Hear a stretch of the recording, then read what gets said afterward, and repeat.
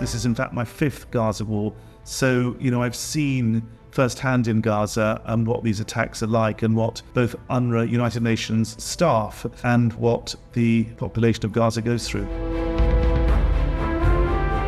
The Hamas rockets and the Hamas attacks and the attacks by other groups are very much a symptom and not a cause.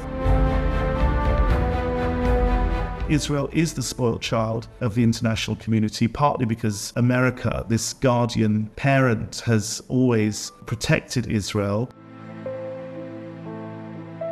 When you get Israeli cabinet ministers saying Gaza needs to be put on a diet, we need to mow the lawn every few years, when you've got tweets which presume are authentic from Itamar Ben-Gvir saying the only thing I'm going to allow into Gaza is tons of explosives every day and no humanitarian aid. How much more dehumanizing can you get?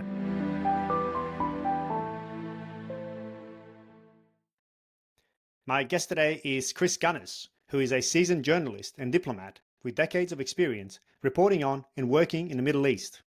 Chris began his career at the BBC in 1982, and for 23 years he served in numerous capacities, including reporter and foreign correspondent. In 2005, he transitioned to diplomacy, joining the United Nations Special Coordinator for the Middle East peace process, and later became the spokesman for the United Nations Relief and Works Agency for Palestine Refugees, also known as UNWRA. Post-UN, Chris founded the Myanmar Accountability Project in 2021, which brings criminal prosecutions against members of the Myanmar junta, and he is currently the director of this initiative. Chris joins me today for his reflections on the tragic escalation of violence in Israel and across Gaza and the West Bank. Chris, thank you very much for joining me on the Voices of War. It's a real pleasure, Maz. Thanks for having me. I know you're very busy, especially today, given what's happening with the strike on hospitals, so I really do appreciate your time. Just before we dive into the horrendous events of the past 11 or so days, just for context, we're recording this on the 18th of October, and it is now just gone after 12:30 p.m., so just after midday in Jerusalem, 10:30 a.m. I think in London, where you are. Just before we get into it, I think it's useful for our audience to get a sense of your own background. So perhaps you can briefly summarize your career for us and explain your involvement in the Israel-Palestine conflict over the years. Well, I joined the BBC as a graduate trainee in 1982, having read philosophy at Oxford, and I became a journalist. I worked as a studio manager and then a producer and then a reporter. Then I became the BBC's UN correspondent. Reported a lot on East Asia, which interested me a great deal. My circumstances changed. My partner died, and in 2006, I went off to be the head of communications for the UN's political office, what you say, the special coordinator's office.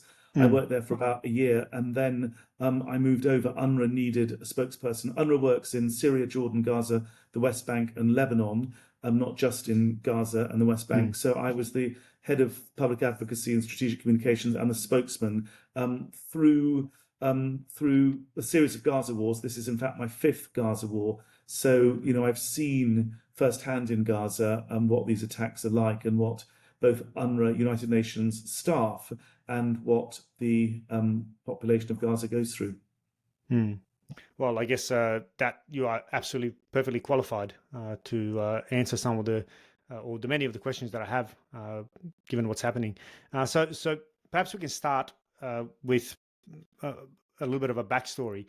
Given what we know, what's happened, and everything that's unfolded, in your view, what are the underlying causes behind the ongoing conflict that we're seeing occur today? What has brought us here? Yeah, in a way, that's the most important question, because the Hamas rockets and the Hamas attacks and the attacks by other groups are very much a symptom and not a cause, and condemnable and regrettable and appalling and abhorrent as they all are.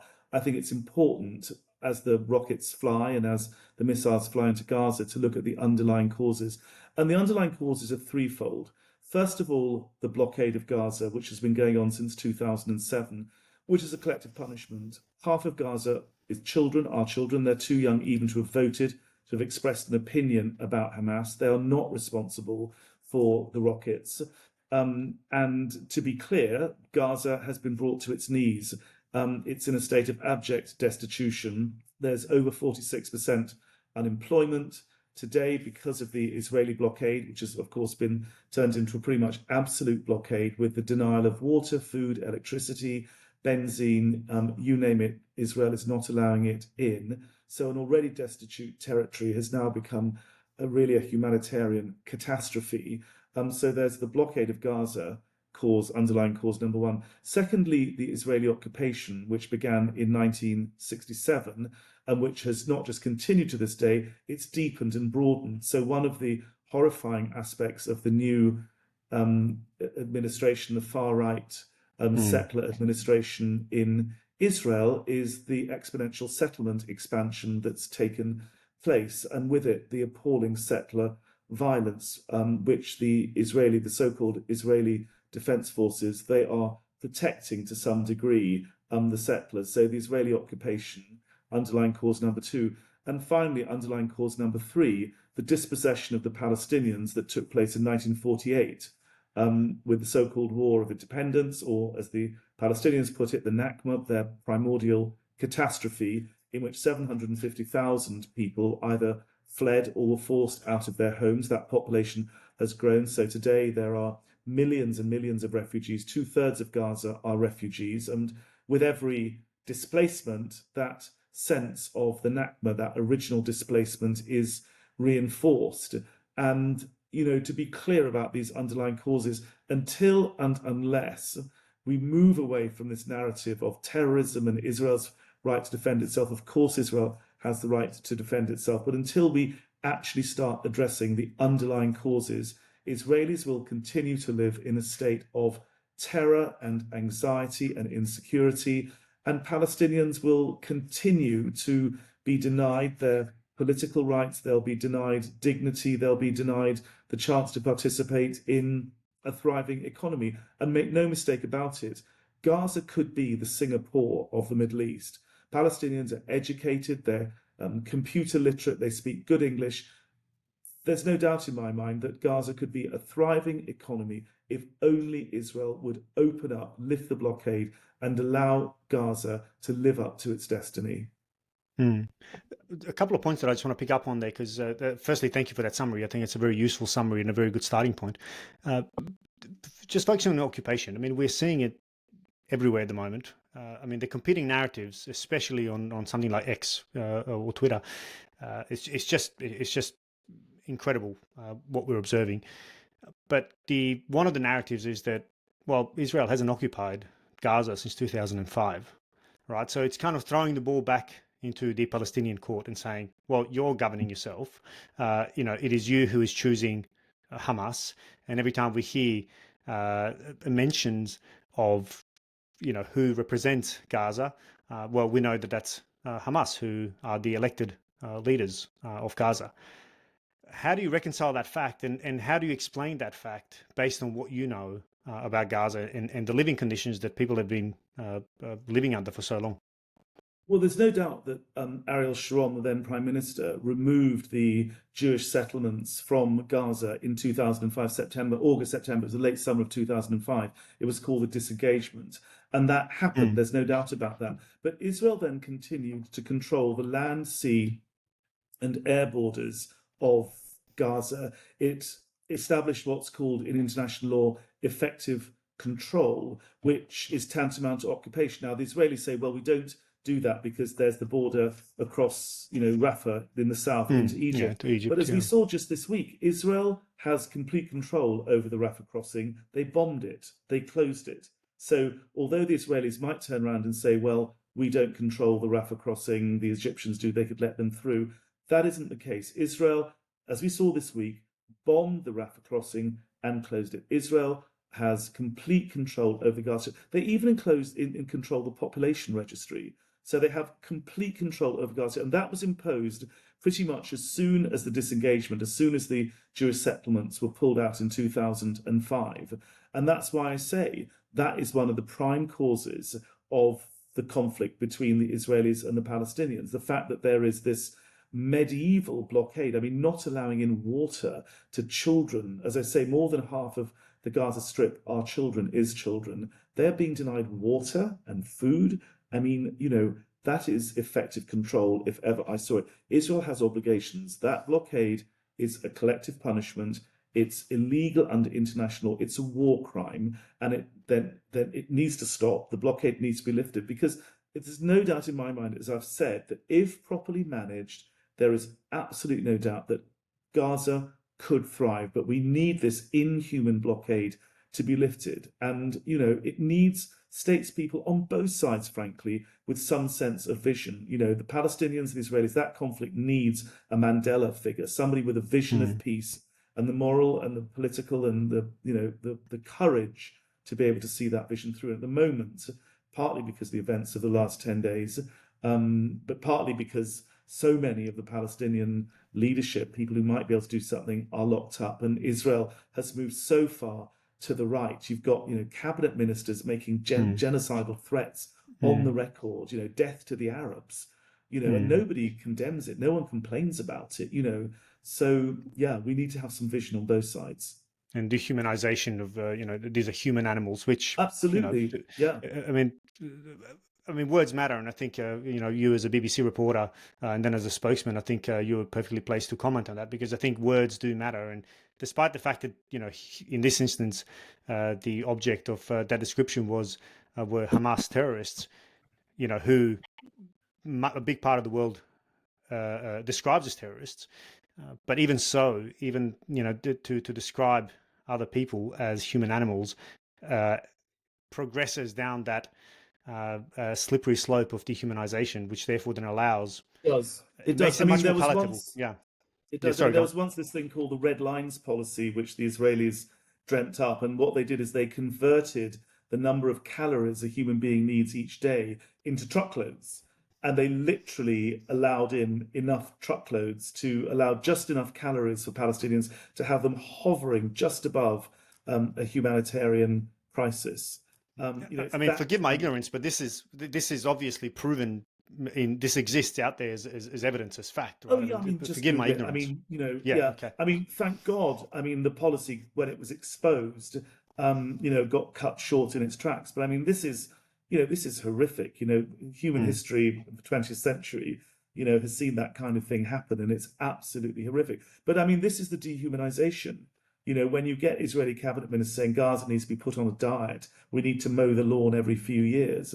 When you've got tweets which I presume are authentic from Itamar Ben-Gvir, saying, the only thing I'm going to allow into Gaza is tons of explosives every day and no humanitarian aid. I mean, how much more dehumanizing can you get when you see pictures of the children and the babies in Al-Shifa hospital, and this hospital that was bombed overnight, Al-Ahli? I mean, it's dehumanizing, as you say. And of course, the violence that was perpetrated against Israeli civilians in the south of the country, that struck me as, very, very dehumanizing, when you've got, babies having their throats slit and people being executed in front of their families. I mean, it's just appalling. But, violence begets violence, make no mistake about it. And as I say, we need to look at the underlying causes. We need to rehumanize the conflict, and we need to look and address the underlying causes. Yeah, yes, spot on. But just a couple more things to pick up on. Firstly, how is this blockade for 16 years or so now that's been going? How has that been allowed by the world? I mean, I know the kind of, the Palestinian plight pops in and out of our news cycle every so often. But I mean, this is 16 years of gross abuses of human rights and indignation at a level rarely seen over the past 100 years or so. How is that possible? I mean, I find it as puzzling as you do. I mean, for a policy that is so medieval and so inhumane, and which is a clear violation of international humanitarian law. It's a violation of the Geneva Conventions, the Fourth Geneva Convention on the treatment of civilians in times of war. I mean, there's a lot of politics here. Israel has always managed to win the narrative. Israeli spin doctors are out there, just like they've been this week, peddling this narrative that there are terrorists out there who are out to get Israelis, and there's a narrative also of Israel having the right to defend itself, which of course it does. And then there's I mean, also, both of those are based on facts, though. I mean, both of those are based grounded in truth, right? I mean, that's undeniable. That much is undeniable. yes. And then there are other narratives. I mean, Hmm. Israelis were very quick to say that this was the highest number of people killed in a single day since the Holocaust. So, that is terrifying and Hmm. horrific, and true. And, that doesn't make it any easier, because when Hmm. people like me say it's a violation of international law, people turn around and say, well, you're a Holocaust denier, or you're an anti Semite, or you're a racist. I mean, because the Israeli spin machine has been so successful in winning the narrative, it makes it very hard for reasonable, balanced, objective human beings like myself, who invoke international law, to make the points that they do. They get shouted down. And the fact is that Israel is the spoilt child of the international community, partly because America, this guardian parent, has always protected Israel, vetoing anything in the Security Council which is critical of Israel, Hmm. and protecting the Israelis in other fora. And the fact that you've got this huge power behind the Israelis, and America pays for, 20% plus of the UN's bills. So it makes it, the Secretary General has been frankly rather feeble, and hasn't, I mean, why he didn't call for a ceasefire, pretty much straight away. Hmm. I mean, people would have ignored him, of course, but I mean, just to get that out there, that there has to be Hmm. some kind of narrative and discussion around a ceasefire, because it was clear that 2.3 million civilians were in severe danger. And guess what? A school was struck last night. I'm not passing judgment on who did it, but a school, there was a massive explosion. Sorry, Sorry, not a the school, sorry, yeah, yeah, yeah, yeah. sorry, forgive me, a hospital. Mm-hmm. Hospital was hit. 500 people killed. Apparently, the hospital pretty much demolished. Um, and again, Israeli spin doctors are out. They're going to do their investigation. Who knows what the truth is? But a lot of lies, I remember in 2014, a lot of lies and a lot of disinformation were put out by the IDF and their spin doctors. They hit 7 of our schools in 2014, and immediately the narrative was put out that there were militants there. Well, there were investigations, they weren't. We found rockets in our schools on 3 occasions, rocket parts, I should be more accurate in saying, and we informed the Israelis straight away. We got no recognition of that whatsoever. Instead, a plethora of lies were put out about how UNWRA was attempting to assist terrorists in attacking Israel. And I remember one day I was on an American network TV program with Netanyahu himself. And in the middle of this live interview with me, the Israelis interrupted, got the American broadcaster to put out pictures of which alleged to be Hamas rockets being, coming out of UNRWA schools, and it was completely fake, completely false. And in the end, the network had to deny it, had to issue a retraction, and that was because there were all these extraordinary lies and misinformation being put out by the Israeli spin machine. I'm not saying that this was definitely either an IDF rocket or sorry, an IDF artillery piece or rocket. We simply don't know. But there's a history here of the IDF very quickly putting out lies. The same is true of the Al Jazeera journalist who they killed. As soon as it happened, the IDF put out a denial and whatever, and it clearly, we know who killed her. It's a this is a particularly interesting area that I want to talk about, because this contest for the truth is so evident. I mean, taking the case of the hospital that was hit overnight, and I've just before we came on, I've kind of gotten the latest update, and IDF has now released alleged signals intelligence of a couple of Hamas seniors discussing it, and basically acknowledging that it was that there was a partner group of theirs, what is it, Palestinian Islamic Jihad, that apparently had launched that rocket, that had misfired and it landed. Then I've seen some kind of open source intelligence groups who study the impact area, and there's no crater, etc., etc. So there's now even been questions about the number of casualties potentially. In other words, the world's been awash with disinformation. That there's been an attack alleged by the Palestinian authorities. In other words, Hamas, that it was an IDF missile. 500 killed. All of that is now being put into question, despite the fact that now 24 hours of the news cycle has been spun up over it. How do we even get to the point where we can evaluate what's really happened, especially when you've got two competing sides, i.e. Hamas on one side and IDF on the other, obviously both pushing their narrative? How does the rest of the world, i.e. all of us mere observers, how do we sift through what's happening? How do we, how do we figure out what's actually right or wrong when everything can be doctored, when everything can be, post-produced, so to say? I mean, it may well be that we will never know the truth behind this attack. I mean, in an age of artificial intelligence, production of imageries and voices and goodness knows what else, it may simply be impossible to tell. And in an atmosphere where there is so much mistrust, it may be that we'll never get to the truth. But I think that good journalists need to carry on asking the tough questions. We need to carry on demanding that those in power give us the truth, that there is transparency, that there is accountability. And we simply have to press on in that direction. I see no other alternative. I think that there are credible organizations that could investigate this. I think the UN could send in investigators. I wouldn't trust an IDF investigation. I'm sorry, but the history is such that there's been too much spin doctoring, too much lies. I wouldn't necessarily trust an investigation from the other side either. I think there has to be an independent investigation into this, and then we can begin to work out what happened. But until we get that, we will never ever know. And the fact that there is this track record of fabrication, particularly on the IDF side, but also on the side of people in Gaza, it simply makes it impossible to say what is happening.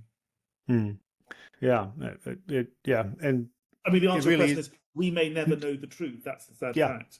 Yeah, which is why taking any kind of a side is so difficult. It's firstly, it's very difficult to stay neutral or unbiased because the moment you see one side of the picture that's presented to you, you have a tendency to lean that side. Yeah. Yeah, but I think you can say one thing with absolute certainty, and that is that international law and international humanitarian law is absolute. And just because Hamas violated it by conducting these barbaric attacks in Israel does not mean that anybody, and I'm not saying it was the Israelis, has the right to violate international law. So when you see these disproportionate and what appear to be indiscriminate attacks, whole apartment blocks just being felled with a missile or two, you have to ask yourself, is this indiscriminate? Is this disproportionate? What's the military advantage? As far as I'm aware, Israel is not saying how many Hamas militants or Islamic Jihad militants it's killed. If these are pinpoint targeted attacks against militants that they know about and not against civilians, why won't they at least tell us how many people have been killed who are Islamic militants? One has to ask these questions. If you really are hitting militants, then tell us who they are. Because at the moment, it seems that you're killing civilians, women and children, non-combatants, disproportionately. Yeah, what I think the latest is well over 1,000 children have been now killed in Gaza over the last 11 days. And I think from I'm a child of Sarajevo, of Bosnia, where more than 1,000 children were killed in a 3.5-year siege. I mean, those numbers are just mind-boggling, but they're just numbers. From our desensitized, distant perspective that looks at this crisis through our TV screens or through our smartphones. And I think that's part of the danger. That in itself dehumanizes because it's just a number, to just think 1,000 children. I mean, if somebody killed 1,000 children in Australia, I mean, I don't even know how we would react. I mean, we would be it would be an utter devastation. It wouldn't be an uproar. It would be That's a very good point. But I also think that the world has become very desensitized to the killings in Gaza. I mean, the killings in Israel Saturday before last were truly shocking. I mean, they were unprecedented, and the sheer personalized, vicious, bestial nature of the killings was shocking. But, people in Gaza have been subjected to that kind of personalized violence for years. I mean, this is the fifth Israeli attack on Gaza, the fifth Gaza war. And in each of these, mothers have seen their children crushed, still semi alive, screaming as tons of rubble fall on them and crush their limbs. Mothers and parents in Gaza have seen their children screaming with, 80, 90% burns because of these attacks. Awful traumas, children being made disabled, terrible psychosocial problems. The people of Gaza are no stranger to these appalling. It seems depersonalized because they're caused by huge artillery pieces coming into Gaza Strip and hitting buildings. But if you are that parent underneath that building with your family trying to survive, believe you me, the violence is close up and personal. And this is the fifth attack on Gaza.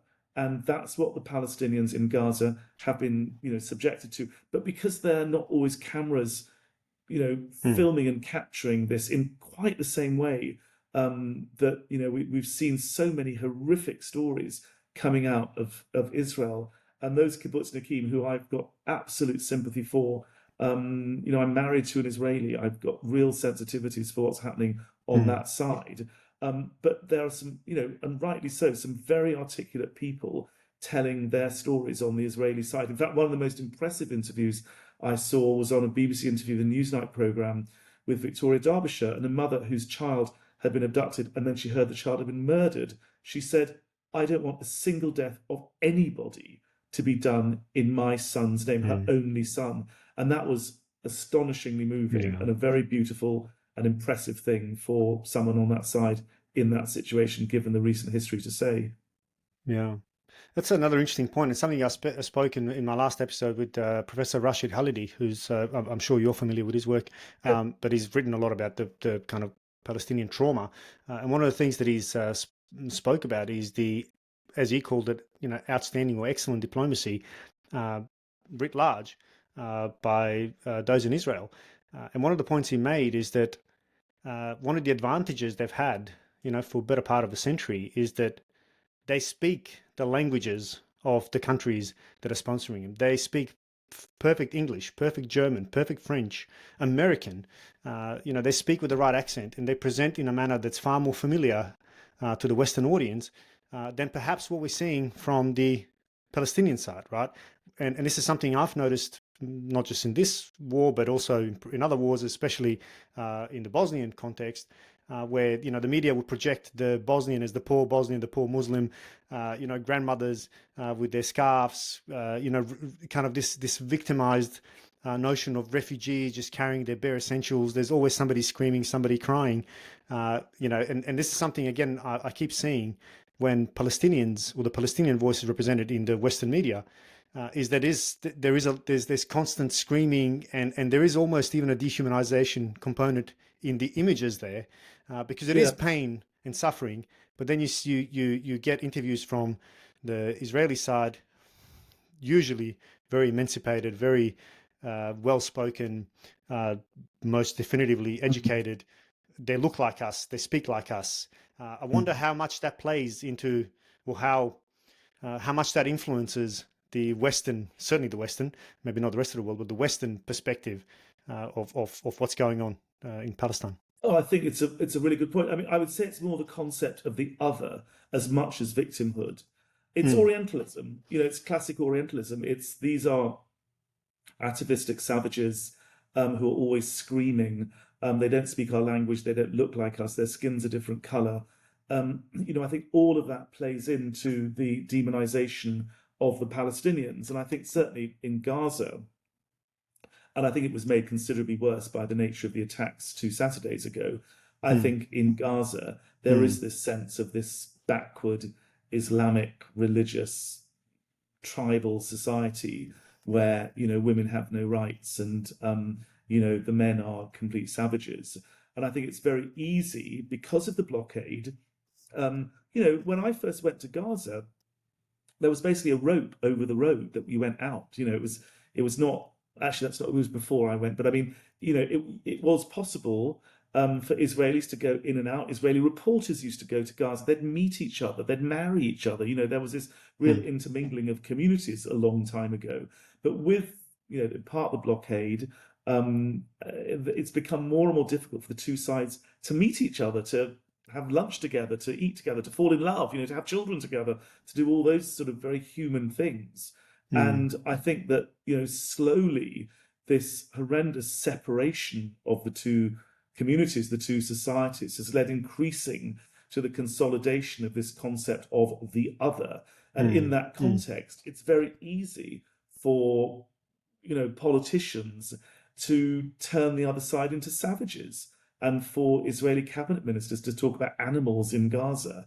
And, I think that there is a long history of this demonization, reinforced by the blockade, reinforced by this apartheid system. In the West Bank, there's one set of roads for the settlers, one set of roads for the Palestinians, one legal system for the settlers, one legal system for the Palestinians, one water system, and on it goes. There is this kind of apartheid separation in the West Bank, and the fence, the blockade in Gaza. And in that context, it's been so easy for irresponsible right-wing politicians to demonize the other, particularly the Palestinians.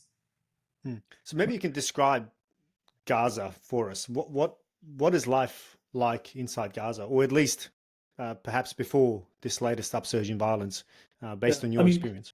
The most important, even before you get to Gaza, you have to understand it's a conflict zone with a fence around it.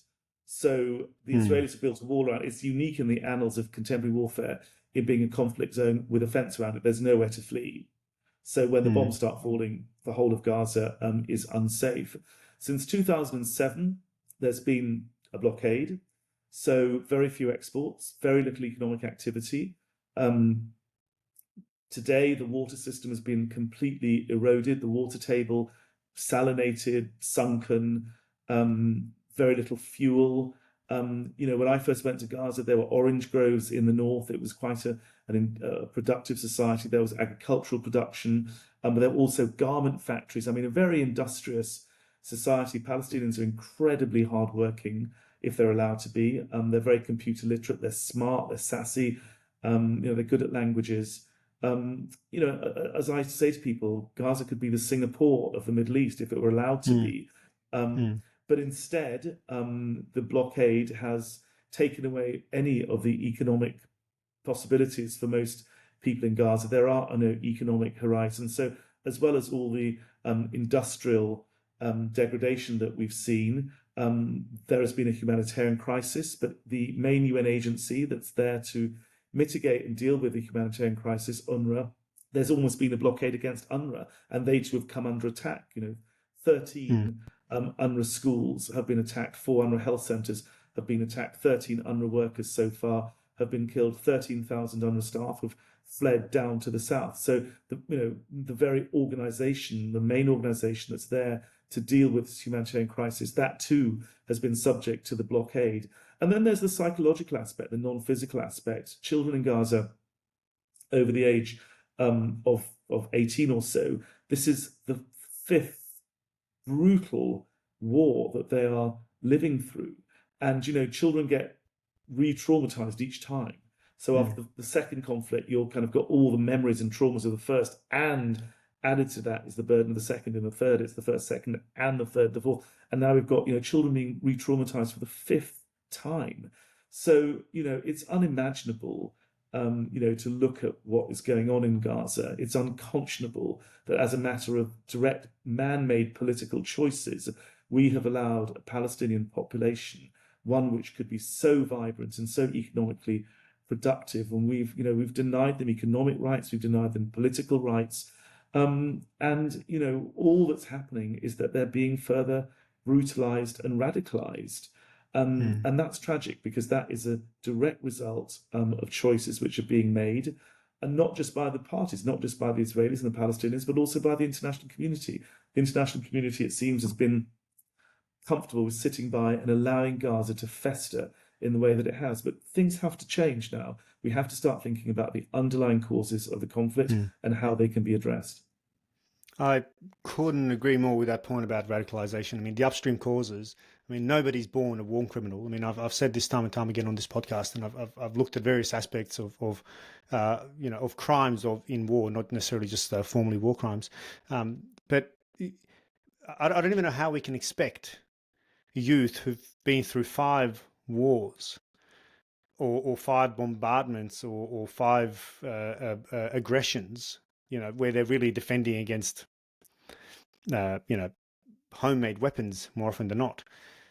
I don't know how we could expect youth of that nature, of that experience, to somehow side with those who they perceive and know to be the oppressors, as opposed to those who are, as misguided as they might be, representing their plight, their cause. Somebody like Hamas, right, who is, using methods that are just horrendous and despicable and shouldn't be seen in 2023. But I just can't see But how we I could don't think expect. Yeah, I don't yeah, think you can expect it. I mean, yeah. what's interesting is it's not just people in Gaza seeing Hamas as trying to get the blockade lifted and deal with all those injustices, but also the Al-Aqsa Mosque in Jerusalem. It's the third holiest shrine in Islam, and what you've seen is increasing settlement and settler activity in Jerusalem. The settlers are becoming increasingly emboldened, and what the Palestinians are seeing is themselves, Palestinians in the West Bank, including East Jerusalem, being barred and heavily restricted and controlled in relation to Al-Aqsa.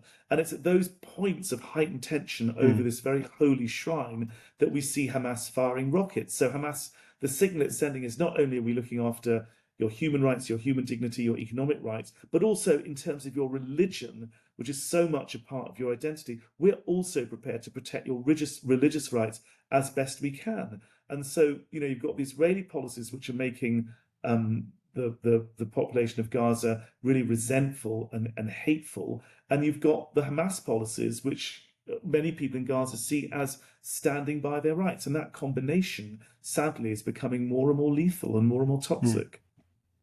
How widespread is the support for Hamas in Gaza, do you think?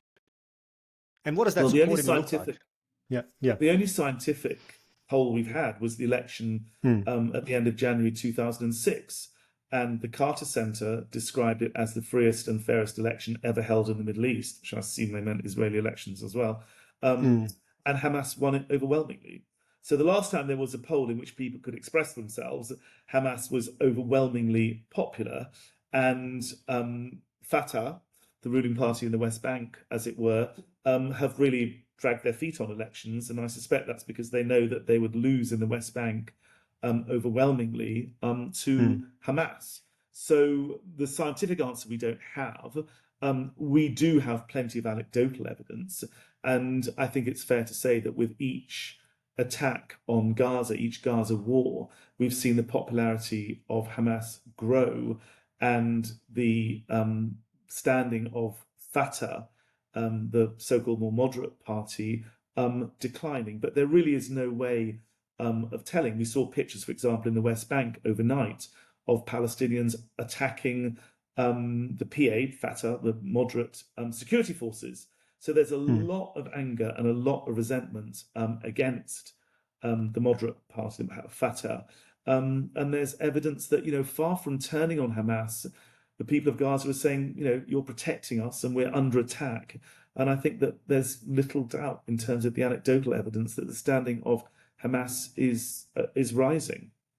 And again, that's probably to be expected. I mean, if your life's threatened, then regardless of who the guy is that's defending you, even if they are not necessarily defending you, because we do know that Hamas is happy to sacrifice Palestinians, and of course it's the civilians that are paying the price for this full stop. Now we're waiting for Israel to announce this ground invasion of Gaza. I know they're doing some incursions and some clearances, certainly of the northern part of Gaza. Why haven't they gone in yet? Do you think they're going to go in? Do you think Biden's visit, which I think arrived literally an hour ago, how do you think that will play into it? How do you see it unfolding? I mean, a ground offensive is certainly something which all Israelis, including military commanders, are talking about. Um, but it's clear that Israel is in no hurry. 200 Israelis were captured, and they are very, very worried about them, and they will do everything, I think, to make sure that they don't come into harm's way. I mean, in 2005, one Israeli corporal, Gilad Shalit, was captured, and there were sort of nationwide marches the length and breadth of the country. He became an almost an international cause celeb, and that was just one Mm. Israeli soldier. So 200 Israelis, I think, that there will, if what we saw with Gilad Shalit predominates, there will be a lot of caution. I mean, it seems to me that we know that Hamas have got an extensive network of tunnels, Mm. Mm. and one imagines that Israel wants to bomb those and make sure that Hamas is not going to be popping up in tunnels, doing ambushes, and then disappearing again. Though I have no special knowledge of this, one imagines that hostages are being held in the tunnels too, so there are limitations to the extent that those can be bombed. So, the ground invasion could be expensive. It could lead to further IDF soldiers being kidnapped and further complications. I think Israeli military commanders are well aware of all of that. But if you're going to kill Hamas, if you're going to destroy Hamas, I don't think you can do it from the air. I think you're going to, and I don't think Mm. you can do it at all, by the way. I think Yeah. destroying a social movement is something which is impossible. It's a social movement with a very extreme military wing. That Mm. it's a bit like saying we're going to destroy the Conservative Party by destroying every single Conservative Party office, killing every single Conservative Party politician. There would still be conservatism in Britain, and I think that's the Mm. big problem. That Hamas is in people's minds, as well as a reality, an infrastructural reality on the ground, and I think it's very hard. Some people go further and saying that Mr. Netanyahu was deceiving himself and perhaps others if he thought that he could destroy Hamas. On the question of Biden, which you asked, I mean, it's very embarrassing, I think, for the Americans that both the Egyptians and Mahmoud Abbas cancelled this Mm. quadripartite meeting they were going to be having with him. And I mean, for what it's worth, I think it was unfortunate. One can see why. There was going to be a lot of anger that Mm. the president of a nation that seemed to be so supportive of Israel is meeting the Palestinian president. What good can come out of it from his perspective? Mm. On the other hand, the Americans are a power that can exert some influence over Israel at a time when Gaza is being Needed most. pummeled. Mm. Mm. So there are swings and roundabouts from the Arab perspective.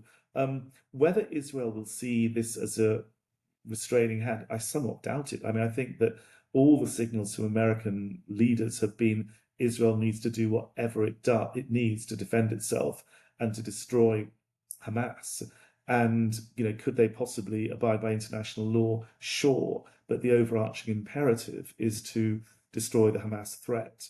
So I don't see that Biden's visit is going to make very much difference in terms of the prosecution of the war, sadly. Yeah. And again, the prosecution of the war so far has been by air, and as you rightly point out, you will not kill Hamas from the air, which again that begs the question: what is the point of this bombardment? Uh, and you mentioned proportionality, and this is something that's being discussed again, in social and in legacy media. Yeah, this idea of proportionality, that it's a useless concept. Well, it shouldn't be, because it's about military objectives, and one has to ask, what is the Israeli military objective in destroying civilian infrastructure far and wide, when arguably Hamas fighters are hiding under tunnels, in some instances, dozens of meters underground, which Yeah. they I mean, remain some untouched. people, yeah. I mean, not only that, but if the border, the Rafah crossing with Egypt were to be opened and 2 million people kind of went fleeing out, Mm. you're then going to create, and assuming that UNHCR, the UN's refugee agency, could get there, establish reception Mm. centres, water, sanitation, food, shelter, housing, all that kind of stuff. What are you going to do? Create that another desperate Palestinian Yeah. refugee population on the doorstep of Israel, becoming increasingly desperate and brutalized? I mean, I don't see where that argument goes either, which is why I keep saying the only option in all of this is for politicians on both sides to have the vision and to talk about and to address and to resolve the underlying issues, the blockade, the occupation, and the dispossession of the Palestinians. Hmm. If we can quickly turn to the West Bank now, because I think we're seeing more and more violence across the West Bank as well, where Hamas is not in power, but you're saying that there's perhaps a more radical movement attacking some of the more moderate voices. What do you also make of the 500 or so arrests that have been made of Palestinians across the West Bank? And who are these people? Why are they being arrested? And again, that's of course increasing the fear of Palestinians in the West Bank. Yeah, I mean, I think it's true to say that the West Bank is being further radicalized because, these aren't two separate communities. There are That's right. people Yeah. with Yeah. cousins and brothers Yeah. and aunts and uncles and grandparents in both Gaza and the West Mm. Bank. There are family ties. So, when you attack Gaza, you're attacking families in the West Bank also, and that really shouldn't be A surprise. forgotten. Yeah. Mm. Yeah, and the West Bank is not a homogenous territory, so there are parts of the West Bank which Israel controls and where Israeli military orders apply, and where, as Francesca Albanese, the UN Special Rapporteur on Human Rights in the occupied Palestinian territory, said recently, there is a system of control which is extraordinarily tight, and that you only have to be accused of knowing a terrorist in the West Bank for the Israelis to be able to arrest you. There are 5,000 Palestinian prisoners in Israeli prisons. And if they weren't radicalized before they got to prison, believe you me, they're being radicalized in prison. So, who are they? I mean, there were people who, may have been in the wrong place at the wrong time. They may indeed, have extremist actions behind them. But there's plenty of evidence that a lot of the people being picked up are being picked up by laws, which, by the way, were created by the British Mandate. Mm. A lot of these laws, which are being used in the West Bank to arbitrarily detain people, those were used by the Brits during the Mandate period. Mm. Um, so, yeah, I mean, I think there's a broad spectrum of people being picked up. And I think that what we're seeing with these arrests under these 6-month detention orders is the increasing radicalization. It's become a cause of war. One of the reasons why Hamas say they've kidnapped and taken all these hostages is because they want to use them as pawns. They've used them in the past. 1,100 were released back to the Palestinians for the release of Gilad Shalit, and there's little doubt that that was part of the calculation of the people that took the hostages 2 Saturdays ago from southern Israel. Where to from here? What must the world do unless this becomes an even bigger tragedy? Well, first of all, there has to be a ceasefire, and it's Who can disappointing. mandate it? I mean, we've seen what's happened in the Security Council. I mean, we're arguing, Yeah, no. I mean, because it's Russia's difficult. I put mean, it the up, and yeah. Americans.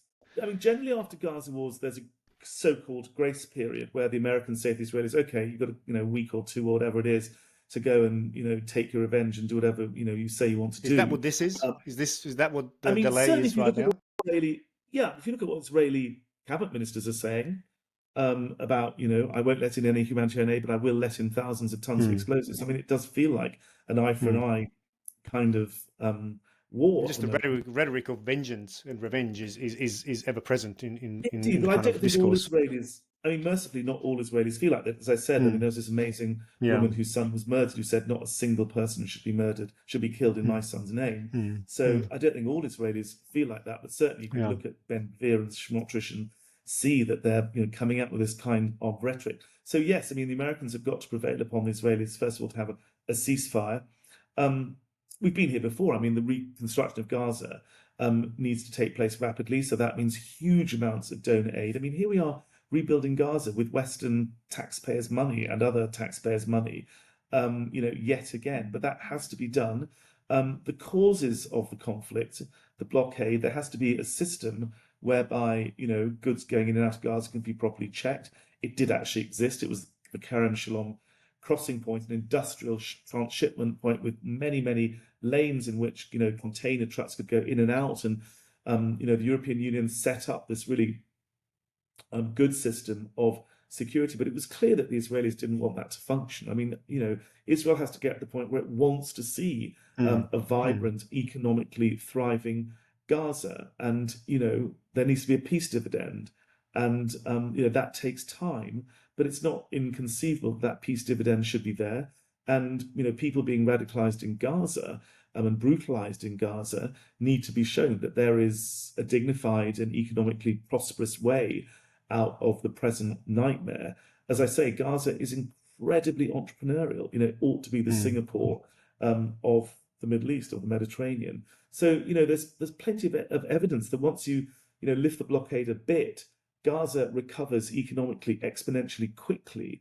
So all sorts of, with the right imagination, all sorts of peace efforts are possible. Look at the Good Friday Agreement in Northern Ireland. You need somebody. Perhaps it's the women. I mean, this extraordinary Israeli woman was talking the other night about mothers and grandmothers on all sides coming together to promote peace. Maybe that kind of thing is be possible. I'm too much of an optimist, even in these very darkest of times, to buy into narratives around pessimism. There always has to be another option to war and violence. And I think there's enough optimism bedrocked into those communities. And look at those people, those Israelis who chose to go and live near to Gaza. I know Israelis who go with their own cars and wait to transport Palestinians coming out of Gaza to Israeli hospitals, give them summer camps for children from Gaza with terminal diseases. There are people who are prepared, people of decent people of values on both sides,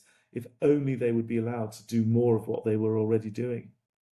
Yeah, but as you rightly point out, that requires leadership. Who in this current climate is capable of providing any kind of mediation, negotiations? Of course, we cannot expect either of the two sides to back down. I mean, Israelis certainly. Yeah. I mean, they're in a blood rush. Perhaps understandable.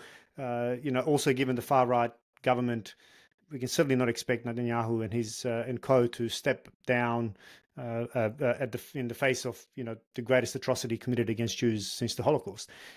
Equally, Hamas is definitely not going to step down. If anything, it's going to step up. So who can broker any kind of? I mean, US is arguably tainted in any dealings, as much power as they hold. Of course, Russia can't. Could China? I mean, who is it? Who actually has enough power to be able to mediate? Qatar? Well, yeah. I mean, Maz, there are two sorts of mediations we're talking about. There's humanitarian mediations about the immediate, and that is about a ceasefire, Aid now.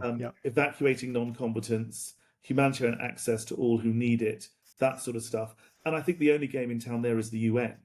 I think only someone like Martin Griffiths, who is the UN's emergency coordinator, and he's has going the authority and has has the sort of weight behind them. I think the Middle East quartet, US, EU, UN, Russia, I think discredited beyond belief now. But I think that Martin Griffiths has a huge reputation. He comes from the Centre for Humanitarian Dialogue, which is all about humanitarian dialogue.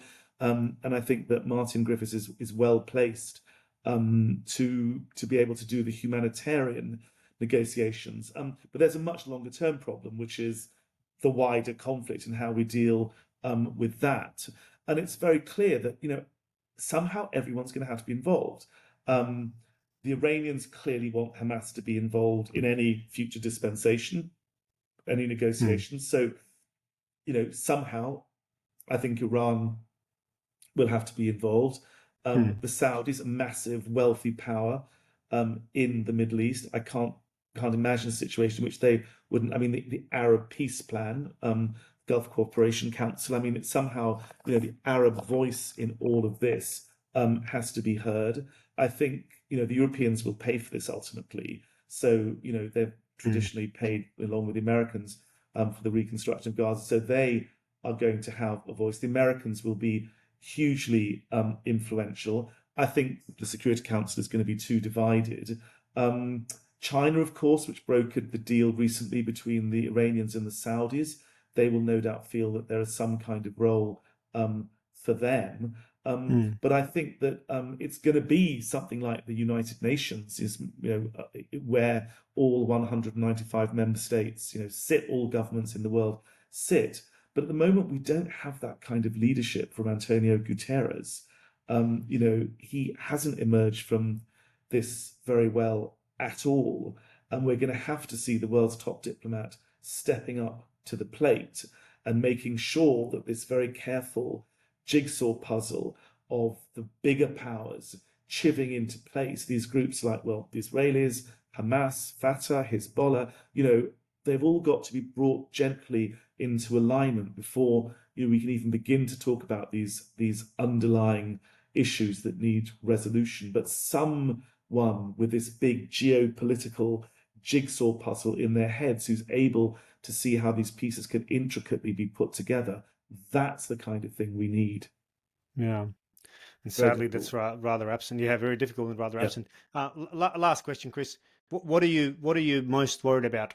Or what do you sleep over, given what's going on? Just the immediate. I've got friends in Gaza. I've got family in Israel, and I lose sleep over children, innocent people, civilians being caught up again. People who have absolutely no responsibility for this conflict. That's what I lose sleep over, and I fear that there are going to be an awful lot more civilian casualties before we even begin to get to the point where both humanitarian negotiations and wider political dialogue is going to be possible. It's highly regrettable, both in the long term and in the short term. We are in a very, very dark place. But, if you don't see light at the end of the tunnel, you might as well give up, and I refuse to do that. Full credit to you, Chris. I admire that. And on that note, I think we'll leave it there. Thank you so much for your time. I know it's an extremely busy period for you, so thanks for giving me so much of it. It's a real pleasure to be in conversation with you, Maz, and good luck and best wishes to all of your listeners. Thank you. Thank you very much.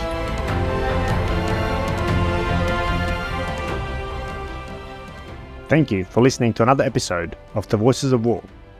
And since you got this far, please take a moment to like and review the show wherever you get your pods. Thank you, and until the next time.